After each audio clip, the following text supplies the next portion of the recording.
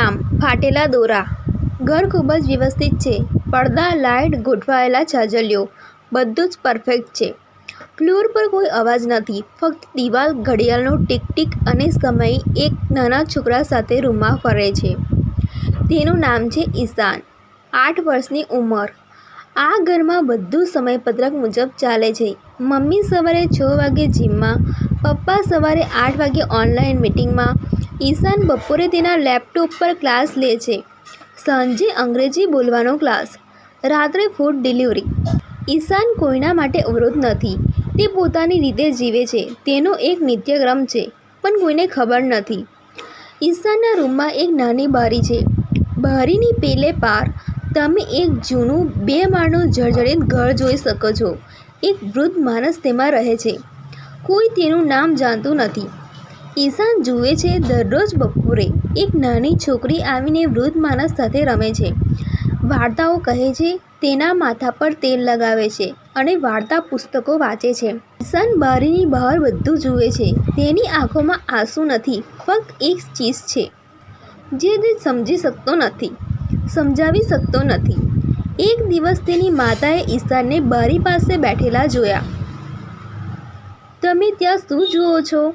ઈશાને સ્મિત સાથે કહ્યું, તેઓ આખો દિવસ વાતો કરે છે. તેમનામાં મારા જેવા વર્ગો નથી.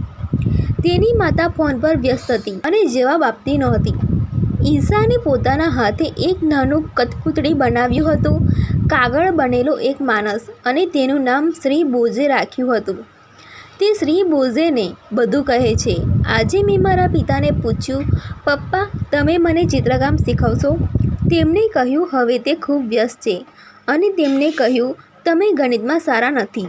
જો હું ચિત્રકામ શીખીશ તો શું થશે? માતાએ મને લાઇબ્રેરીમાંથી કંઈક મંગાવવાનું કહ્યું, પણ હું ફક્ત તેમના ખોળામાં સૂઈને વાર્તાઓ સાંભળવા માંગતો હતો. બોઝે ચૂપ રહે છે, પણ ઈશાન જાણે છે, તે સમજે છે. એક રાત્રે ઈશાન અચાનક બીમાર પડે છે, ખૂબ તાવ અને બેભાન. તેને હોસ્પિટલમાં દાખલ કરવો પડ્યો. સીટી સ્કેન, બ્લડ ટેસ્ટ, બધા રિપોર્ટ પાછા આવે છે. કોઈ શારીરિક સમસ્યા નથી. ડૉક્ટર ધીમા અવાજે કહે છે, તેની અંદર એક ખાલીપણું કામ કરી રહ્યું છે. ભાવનાત્મકતા, એકલતા, સ્નેહનો અભાવ. બાળકોના મગજમાં આ બધું સહન કરી શકતા નથી. માતા માથું નીચું રાખે છે. પિતાનો ફોન હજુ પણ વાગી રહ્યો છે. ઈશાન હોસ્પિટલના પલંગમાં સૂઈ રહ્યો છે. તેના ચહેરા પર ઓક્સિજન માસ્ક, તેને પોતાની બાજુમાં દોરેલું ચિત્ર, એક ઓરડો, મધ્યમાં બેઠેલી કાગળની ઢીંગલી અને બાજુમાં ઘેરા પડછાયા. ચહેરા વગરની, આંખો વગરની. માતા અવિશ્વાસી ચિત્ર તરફ જુએ છે. પિતા કહે છે, આ કોણ છે? માતા આંખોમાં અશ્રુ સાથે કહે છે, અમારો છોકરો અમારી આંખો સામે ગાયબ થઈ રહ્યો છે.